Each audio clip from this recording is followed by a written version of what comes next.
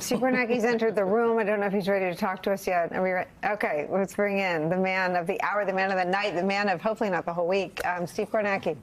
Yeah, Nicole. So what we got here is we call this the first wave of exit polls. They're starting to come in, and I got to give the disclaimer, but it's very important. These exit polls are still being conducted in the battleground states. A lot of them are being conducted in non-Eastern time zone states. So what we have here, first of all, is very big picture, what I'm about to show you. And also a lot of these numbers are subject to change. There's going to be subsequent waves of exit polls that come out through the night. So again, we're inside of an hour till we get to those first initial poll closings. We'll certainly get a lot more clarity with the actual results, but between now and then, maybe to whet your appetite, we can just look at 30,000 feet here at a few things. That is not at all where I wanted to go with that. Here we go.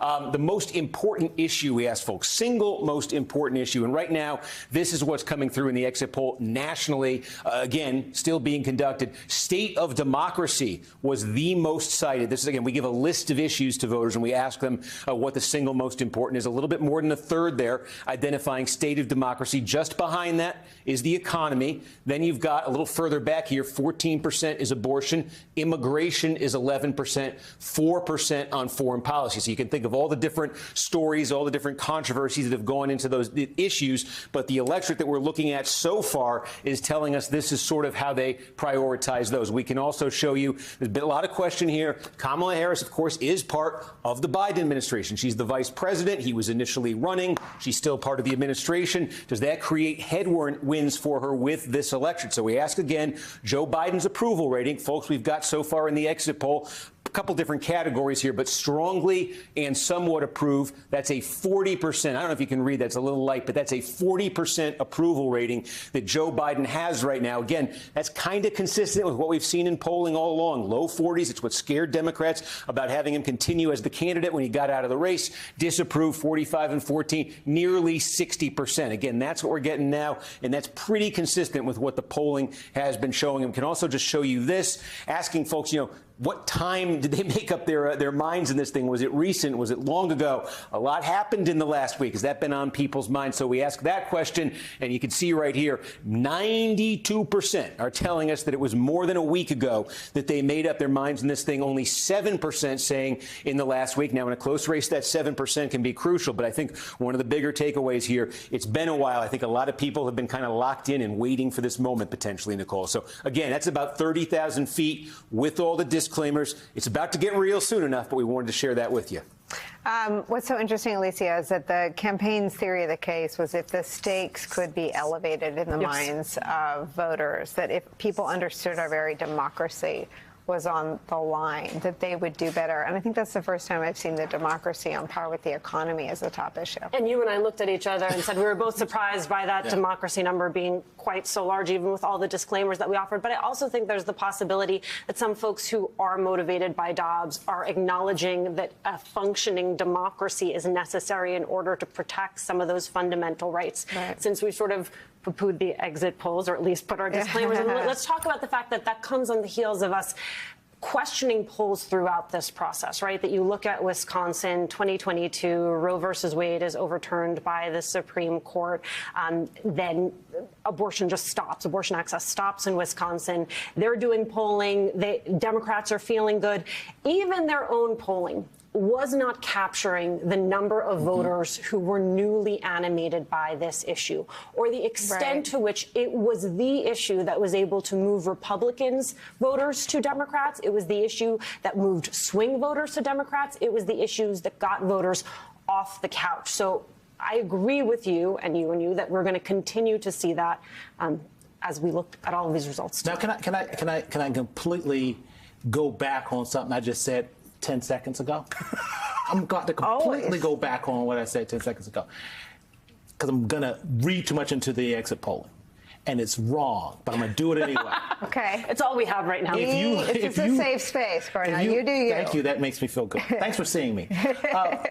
If you look at the last midterm election, and on the question, there were several questions about what's the most important issue, what are the issues you're voting on. If you look at the voters who were most animated about democracy, Democrats, at least in the congressional battlegrounds, Democrats won those voters by better than 20 points. Yeah. Again, you should throw away early exit voting.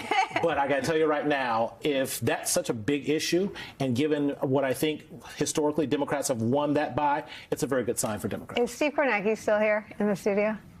I mean, I think a question, too, is I've not seen democracy on par with the economy among a general electorate. And I still don't believe it.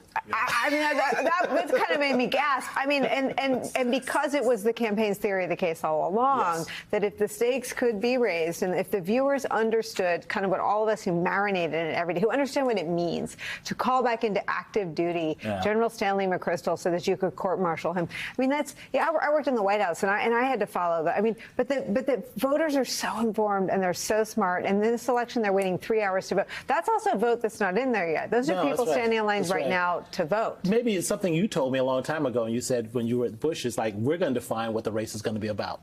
And maybe they've done a pretty good job of defining what the race is going to be about. Well, actually, you know, that was an Aaron Sorkin line, too. That was Annette Bening saying on Election Day, people care about what I tell them to care about. And I think in this case... I thought it was you. No, it was me. It's always me quoting... Great artist. It's always me quoting somebody else. I sit down every day with a page of quotes. But it does suggest that, you know, sometimes events are so massive, and Dobbs may be that event that is so massive. Other times campaigns do a very skillful job at pushing issues forward, and it suggests that this campaign has done both. Realize the massive nature of Dobbs and the reaction that people don't talk about and go public with these tragic miscarriages or losses or health implications, but also that what the messages that were pushed out on democracy got through.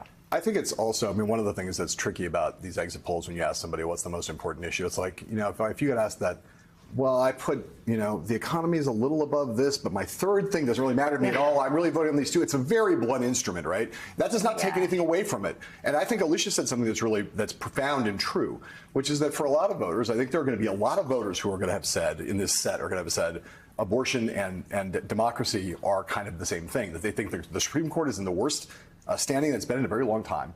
It is seen as a corrupt... Ever, since the question's been asked by Gallup. And it is seen particularly as a corrupt institution. And so the corruption of the Supreme Court is a democracy issue.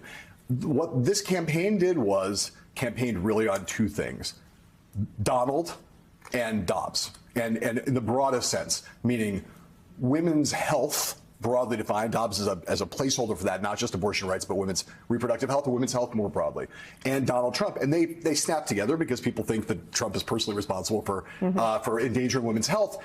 But Donald, when you say we're campaigning on Donald, unfit, unhinged, unchecked power, those are all just code. Democracy is the pleasant way we say that. We want to preserve democracy.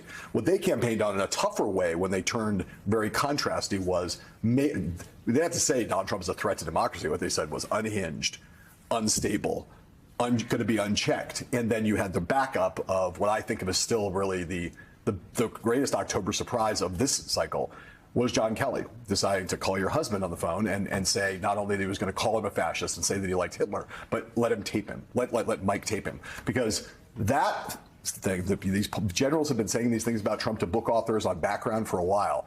For Kelly to get to the point where he was willing to go out and understand that a quote in the New York Times could be dismissed as fake news by millions of people, but his voice on tape couldn't be dismissed. It's very savvy, obvious in one way, but also savvy and ballsy, and not something that we've seen military leaders do very often. It gives you a sense of exactly how much of a threat Kelly thought he was. I think that at the moment when they were making the Harris campaign was making this negative argument about the threat he posed, to have Kelly drop that thing. I always thought for a year, if one of these generals comes out, it could really be important. I think it was really important when the story of this race is told. That will be huge.